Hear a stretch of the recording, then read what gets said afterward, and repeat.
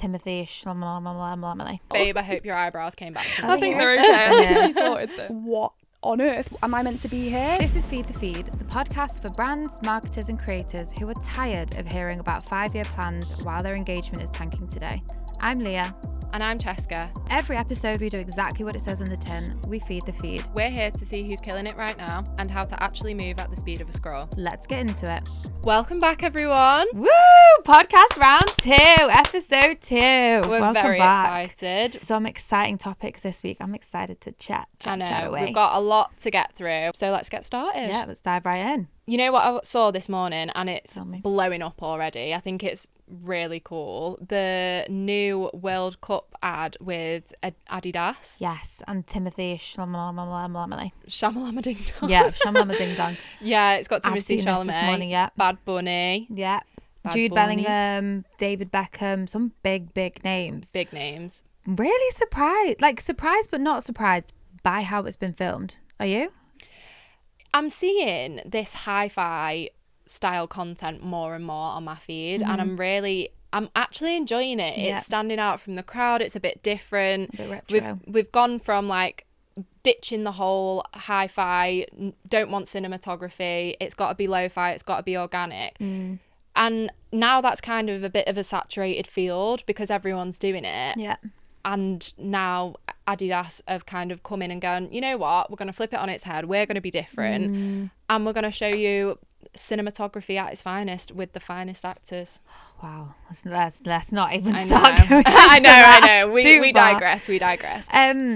But I've seen a few other brands. I mean, one previously we've seen was Elf. I know we've spoken about that a while ago. Yeah. The Elf one, it's a hard one for me because I am enjoying seeing this more hi-fi content, bit more long form as well. They're coming out at, I think the Elf one was 10 minutes. Yeah. This new one is at least 5 minutes long. Couldn't But tell I you. was locked in. Yeah, I I was was so gonna say, I locked could not into tell that. you.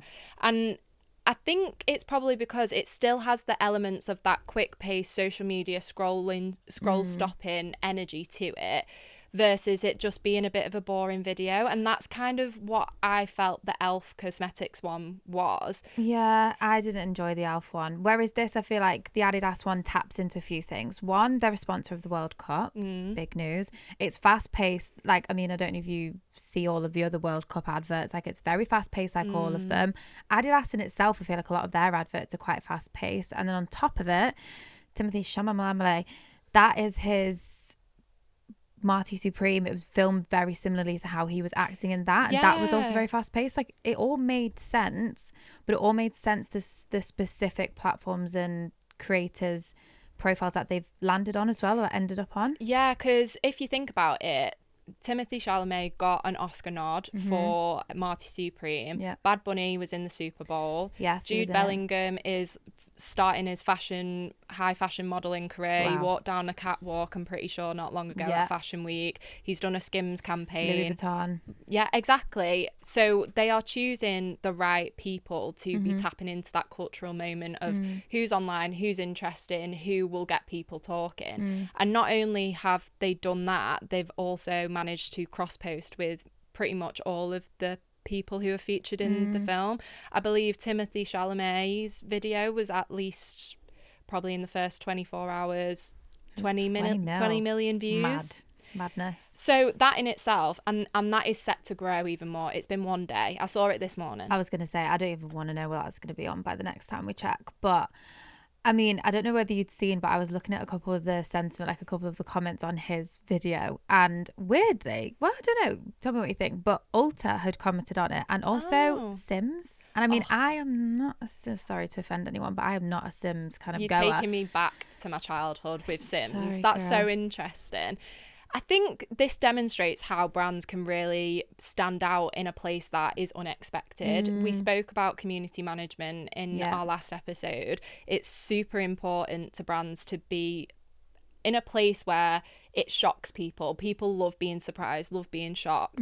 And everyone always goes to the comment section for a laugh. That's the best part of a video sometimes. Like, I will scroll through and see some hilarious. Funny in the video sometimes. Like, the general public, you are pretty funny. I cannot lie.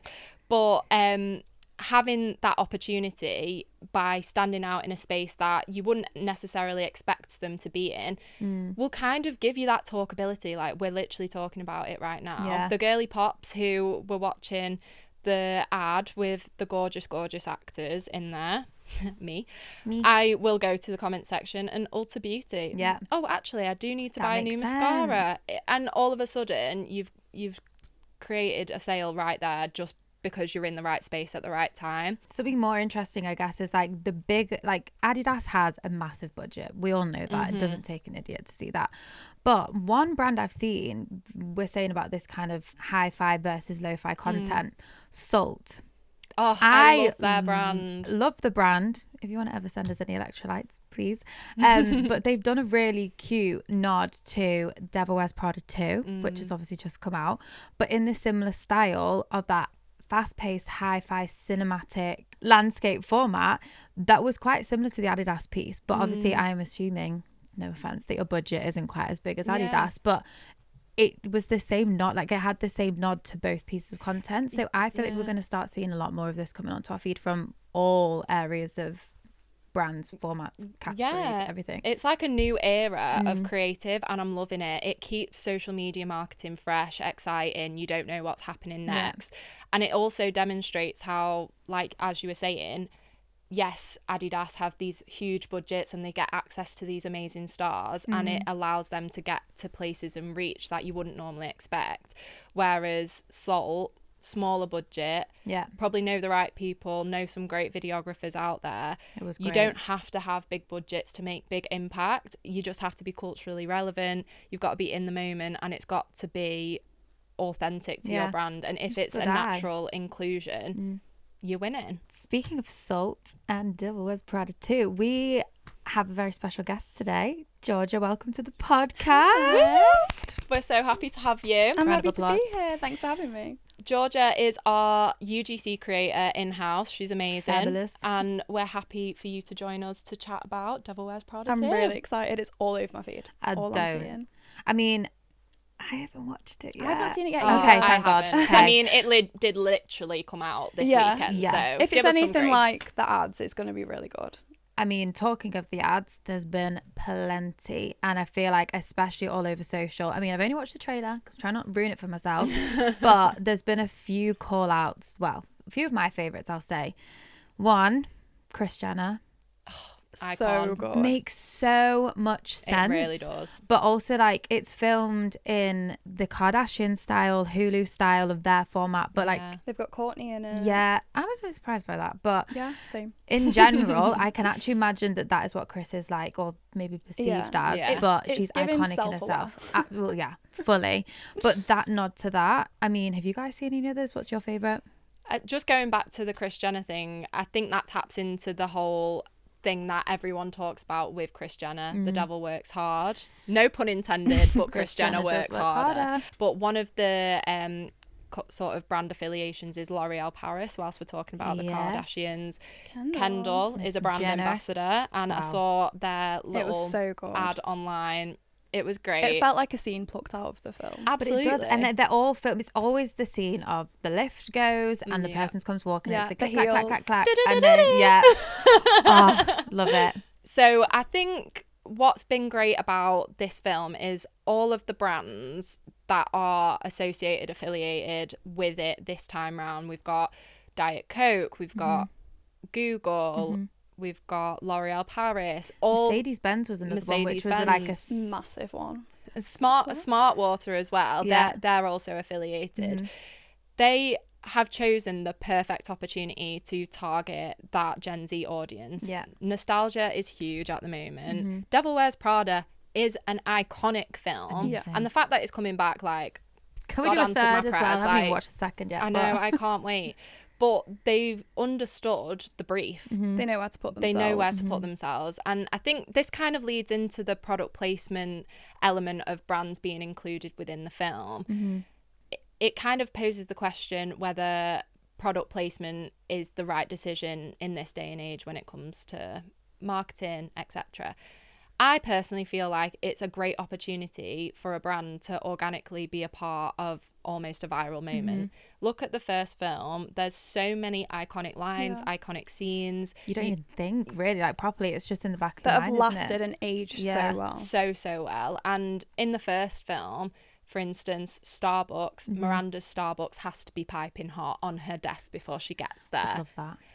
That has come into 2026 and is still so current. Starbucks is an affiliate of the campaign, so that is very organic. But I have seen online that people are saying that the Diet Coke affiliation isn't great. Well, you mentioned Diet Coke. They obviously had their own advert for Devil Wears Prada, which was obviously very different to the other campaigns we've seen. Like, they had the actors in it, or they had famous faces like the Kardashians, but the Diet Coke ad just focused on the product, and you didn't see any actors in it. It was just the classic nods, like the heels and the nails and all of the staff running around. I mean, I've drunk enough Diet Cokes at the minute to know that there's red shoes on all of these Diet Cokes. One thing I do want to talk about is how Devil Wears Prada has marketed the film online on social media, because pre the actual film even coming out, the teaser, my feed was flooded with, oh my god, it's back. They started talk early on. Crazy. And I think that was such a good, strong strategy, because it got people talking. You literally had one clip of Anne Hathaway's shoes clipping down the hallway. Exactly. And it's just the most iconic moment. And that in itself blew everyone away, because they could not wait for the full trailer to come out.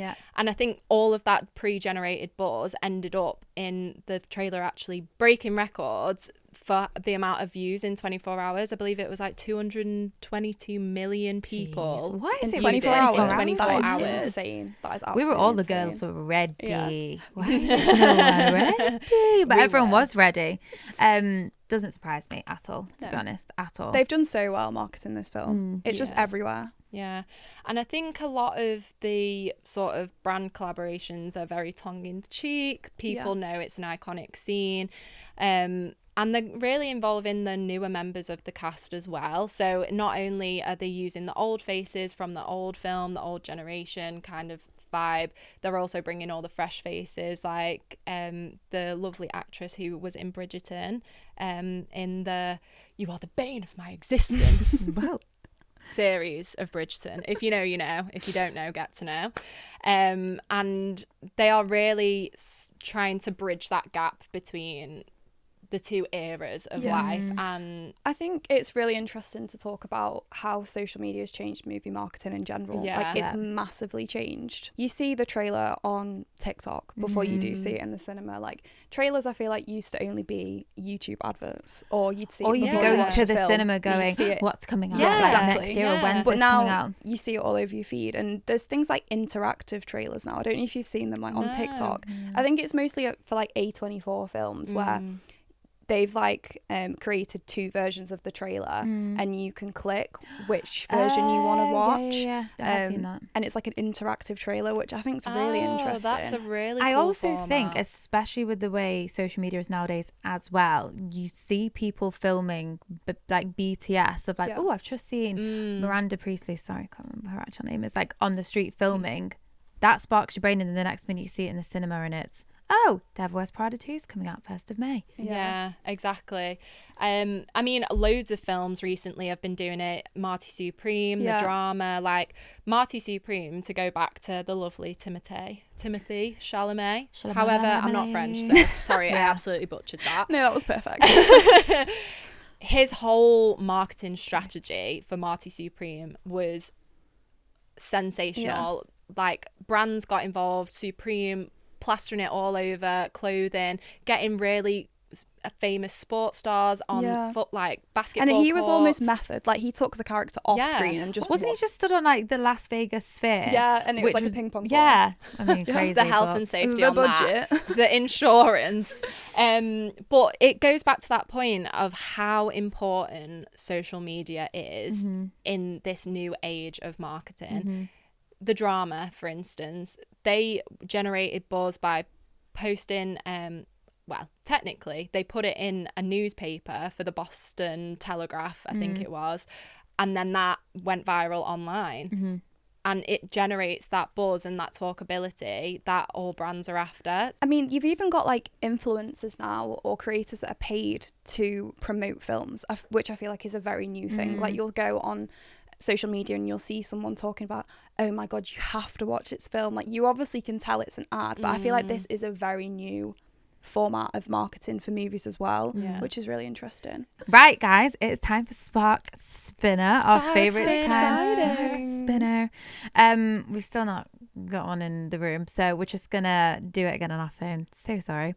So I'm gonna spin it, and then we're gonna see what it's gonna land on this week. Everyone gonna help me? Are we ready? Yeah. Drum roll.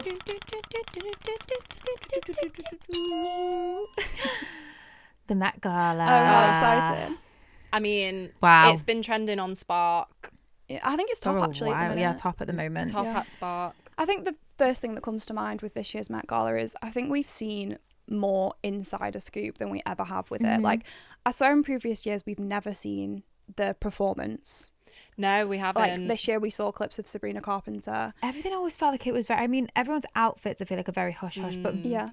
I mean, years ago, I used to feel like it was even more hush-hush. Like everything was completely boarded off. It was like no one would ever know until the day after. Whereas now it's almost exclusive. Like, whereas now I feel like they're trying to make the viewer at home feel like they're also invited, which is interesting. I would say I do think this is a great strategy from Anna Wintour. I've seen interviews and sort of documentaries with her where she is very keen to listen to what is current. She even invited the Olympic skater. Is it Alyssa Liu? Anyway, she's like obviously not a celebrity. She's won an Olympic gold medal recently, and she was invited to the Met because she's current and she's what people want to see.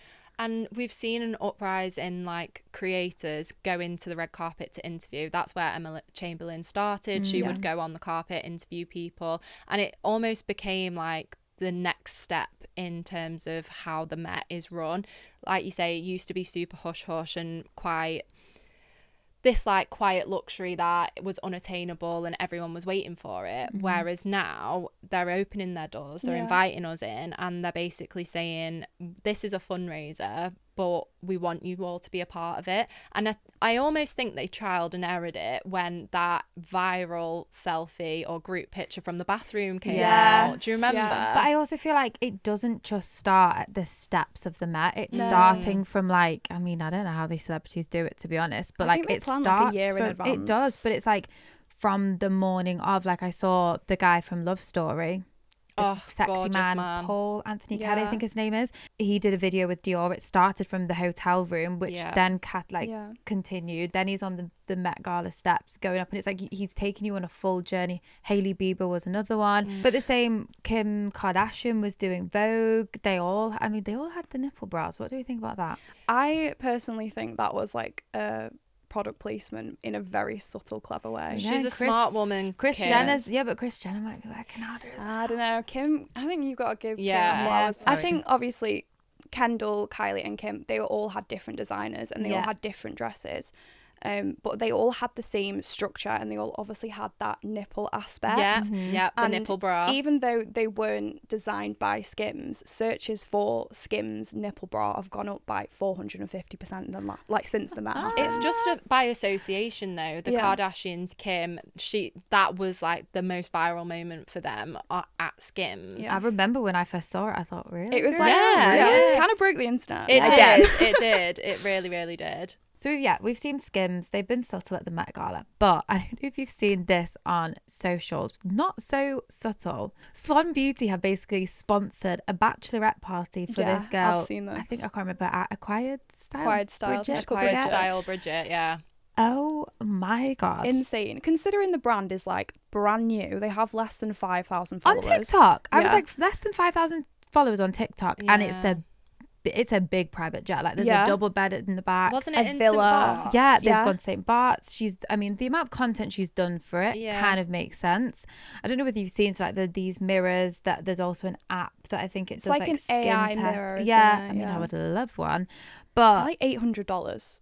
Wow. Yeah, so it's obviously not like a budget friendly product. Bridget friendly. It's a Bridget friendly product. It is a Bridget friendly product. But talking of that like subtle kind of touch of marketing to this, they have gone full wham. There's been no hold back there whatsoever when it comes to this. What do you think? I don't know how I feel about this, because is it getting a bit too much? Yeah, like, are we going to have sponsored baby dystopian. showers by next week? Like, what? Probably. I mean, yeah, it's obviously like a personal life event, your hen do, your wedding. Yeah. And for it to be sponsored by a brand, obviously it's nice that they're paying for the whole thing. But at the same time, is it a bit invasive? Is it a bit dystopian?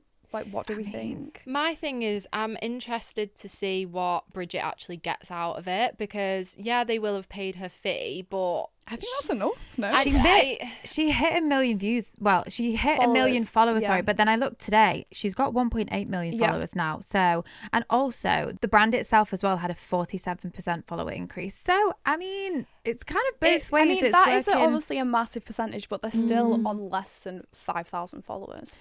Yeah, that is crazy. So they are a new brand, and look, it was a pretty bold one out of the gate. 100%. I will say it. Like, we'd never heard of them before. Now look at us, we're talking about it. It's interesting because brand trips are like brands' bread and butter. We've been seeing them a lot. I mean, we personally helped Vaseline do their ski trip.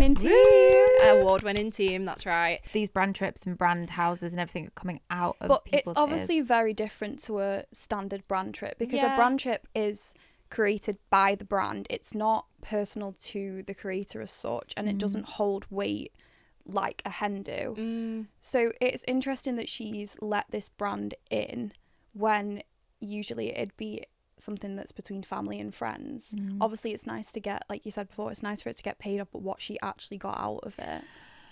A private jet, a big villa in St. Bart's, something else. So, I mean, no, I hear your point, because I personally, from like a viewer perspective, I'm like, God, we're getting inside a scoop. Wow, this is great. I feel like I'm sat on the plane with them. But then I actually think about it, as you say, for like a hen do, and I'm thinking, she's also having to take a lot of content for this. Like the amount of content and videos she posted of this, I'm thinking that's probably a full-time job. She's working. She's working on a hen do. But I don't know, would you rather have the villa, the private jet? Would you rather have a gorgeous normal hen do?